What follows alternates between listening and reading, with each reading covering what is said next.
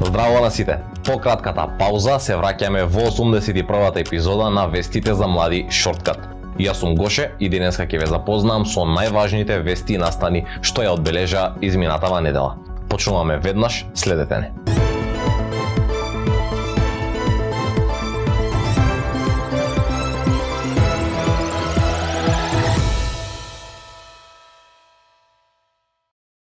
Емисијата ја започнуваме со информацијата за состојбата во училиштата низ земјава. Лоши хигиенски услови, недостиг на нагледни средства како географски карти, глобуси, хамери, смарт табли, геометриски тела и слично, како и недостиг на компјутери и компјутерска опрема во наставата. Ова се слабите страни кои ги нотирал Државниот просветен инспекторат. Во контрола на 12 училишта, направена во октомври минатата година, инспекторите нотирале дека училиштата биле неосигурани, немале прилагодени цели по наставни предмети според образовните потреби на учениците, а немале ниту пристапни рампи за лицата со хендикеп. Во оваа емисија во главната тема зборуваме за загадувањето на воздухот, што е реалност на многу македонски градови, особено во зимските месеци, како и за едно од можните решенија за намалувањето на концентрациите на PM10. Надворешен прочистувач на загаден воздух со вградени филтри, дело на македонскиот иноватор Ивица Поцков, е поставен на улицата Орце Николов во центарот на Скопје. Аеро-С е прв прочистувач од овој тип во Скопје и во регионот, кој е наменет да ги неутрализира и собира PM10 частичките и со тоа да го намали загадувањето на воздухот. Може да се инсталира во близина на потенцијални загадувачи, на критични точки во урбани средини, како и сообраќајници или раскрсници, или пак во близина на болници, училишта, пешачки зони, паркови или градинки. Неговата функција е да ги заробува штетните PM честички и да не дозволи да се шират во околината. Иноваторот Ивица Поцков вели дека причините за загадувањето на воздухот нема магично да исчезнат, но дотогаш неговиот изум може да помогне да се обезбеди малку почист воздух во делови од урбаните средини. Протокот на воздух на поставениот прочистувач низ комбинираните филтри е до 15.000 метри кубни на час или во споредба со волумен на едно фудбалски игралиште дневно.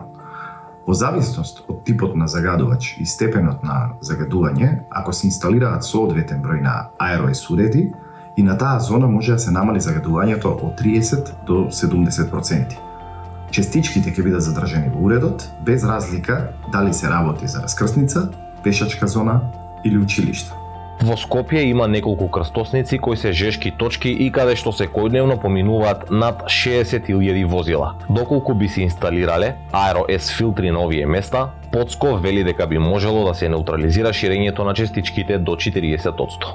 Инсталираниот уред во центарот на Скопје, кој го тестиравме, на точка оддалечена од 20 метри од аеро-С прави разлика од 18% подобрување, односно колку поблизу, толку е поголем процентот. А овој процент се зголемува доколку и поголем бројот на инсталирани уреди на локацијата или доколку локацијата е со мал проток на воздух поради блиски градби и слично. Тој вели дека во конструирањето на уредот внимавале и на неговата економска исплатливост, особено за да може да си го дозволат општини, компании или институции како болници, училишта или градинки. Така, аеро-С може да се користи и за поставување на реклами, па освен еколошка да има и економска функција и самиот да обезбеди покривање на трошоците за замена на филтрите. Во зависност од типот на загадување, уредот има можност за инсталирање на механички филтер кој чини околу 300 евра и е поекономична варијанта, но треба да се менува еднаш до 2 пати годишно или пак електростатски филтер, што е потрајна и одржлива опција, но неколку пати поскапа. Годинава за прв пат се одржува средношколскиот настан Среднолент на кој учествуваат скопските училишта Георги Димитров, Орце Николов, Јосип Броз Тито, Никола Карев и Раде Јовчевски Корчаги. На манифестацијата талентирани ученици пред граѓаните на Скопје се промовираат себе си и своите училишта преку музика, танц, ликовна уметност, драмска уметност, фотографија и филм. Целта на настанот е да се насочат учениците кон вистинските вредности и да развијат интерес кон уметноста и културата. За крајот на денешната емисија информираме дека во неделата во Штип се одржа првата филантропска трка на 5 и 10 километри, организирана од Супериор Ранс и општина Штип.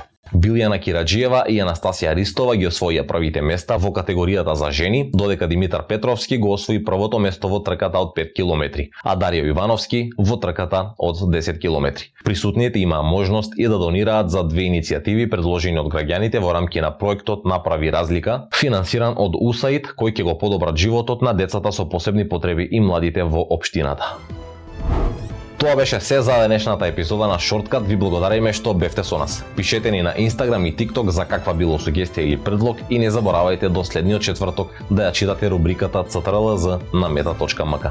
Се гледаме и следната недела во истото време. Чао!